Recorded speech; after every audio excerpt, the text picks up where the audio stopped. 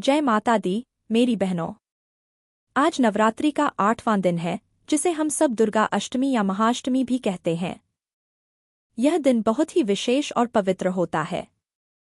कल हमने माँ के विकराल स्वरूप माँ कालरात्रि की कथा सुनी थी, जिन्होंने दुष्टों का संहार किया। आज हम माँ के अत्यंत शांत, सौम्य और ममतामयी स्वरूप माँ महागौरी की कथा सुनेंगे।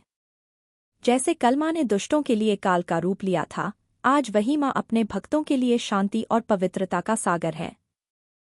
माँ का यह रूप हमें सिखाता है कि हर घोर अंधकार के बाद एक पवित्र सवेरा जरूर होता है। माँ महागौरी का रंग दूध और चांदनी की तरह एकदम सफेद और उज्ज्वल है। वे सफेद वस्त्र धारण करती हैं और उनकी सवारी भी सफेद रंग का बैल है। इसीलिए उन्हें श्वेतांबरधरा भी कहते हैं। उनका यह गौर वर्ण कैसे हुआ, इसके पीछे एक बड़ी सुंदर कथा है। हम सब जानते हैं कि माँ पार्वती ने भगवान शिव को अपने पति के रूप में पाने के लिए हजारों साल तक कठोर तपस्या की थी। जब वे तपस्या कर रही थीं, तो वे घने जंगल में रहती थीं। ना खाने की चिंता, ना पीने की। सर्दी, गर्मी, बरसात, हर मौसम को सहती हुई वे बस भोलेनाथ के ध्यान में लीन रहती थीं। इस कठोर तप के कारण धूप, धूल, मिट्टी और हवा से उनका सोने जैसा सुंदर शरीर एकदम काला और मैला पड़ गया था। वे बहुत कमजोर हो गई थीं। लेकिन उनकी श्रद्धा और भक्ति में कोई कमी नहीं आई। आखिरकार उनकी तपस्या सफल हुई और भगवान शिव प्रसन्न होकर उनके सामने प्रकट हुए। उन्होंने माँ पार्वती को पत्नी के रूप में स्वीकार किया। तब भगवान शिव ने अपनी जटाओं से निकली गंगा जी के पवित्र जल से माँ पार्वती के शरीर को स्नान कराया।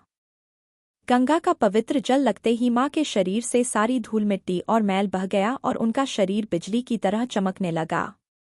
वे इतनी ज्यादा गोरी और कांतिमय हो गई कि उनकी तुलना शंख, चंद्रमा और चमेली के फूल से की जाने लगी। उसी दिन से माँ पार्वती का यह स्वरूप महागौरी कहलाया। बहनों, यह कथा हमें सिखाती है कि सच्ची लगन और कठोर तपस्या का फल हमेशा मीठा और उज्ज्वल होता है। जीवन की मुश्किलों में भले ही हमारी चमक थोड़ी फीकी पड़ जाए, पर माँ पर अटूट श्रद्धा रखने से हमारा मन और जीवन फिर से पवित्र और कांतिमय हो जाता है। माँ महागौरी पवित्रता की देवी हैं। इनकी पूजा करने से हमारे मन के सारे बुरे विचार खत्म हो जाते हैं और जन्म जन्म के पाप भी धुल जाते हैं। आज अष्टमी के दिन की सबसे खास बात है कन्या पूजन। शास्त्रों में लिखा है कि 8 वर्ष की कन्या माँ महागौरी का ही साक्षात स्वरूप होती है। इसीलिए आज के दिन हम छोटी छोटी कन्याओं को अपने घर बुलाते हैं, उनके पैर धोते हैं, उन्हें प्रेम से हलवा पूरी और चने का भोजन कराते हैं और दक्षिणा देकर उनका आशीर्वाद लेते हैं। उन कन्याओं में हम माँ के इसी पवित्र और शांत स्वरूप के दर्शन करते हैं। ऐसा माना जाता है कि कन्याओं को भोजन कराने से माँ स्वयं भोजन ग्रहण करती हैं और हमारे घर को सुख समृद्धि से भर देती हैं। तो आज माँ महागौरी से यही प्रार्थना करें कि हे माँ, हमारे मन को अपनी तरह पवित्र और निर्मल बना दो। हमारे परिवार में शांति बनाए रखना और हम पर अपनी कृपा की वर्षा करती रहना। प्रेम से बोलिए, माँ महागौरी की जय। जय माता दी।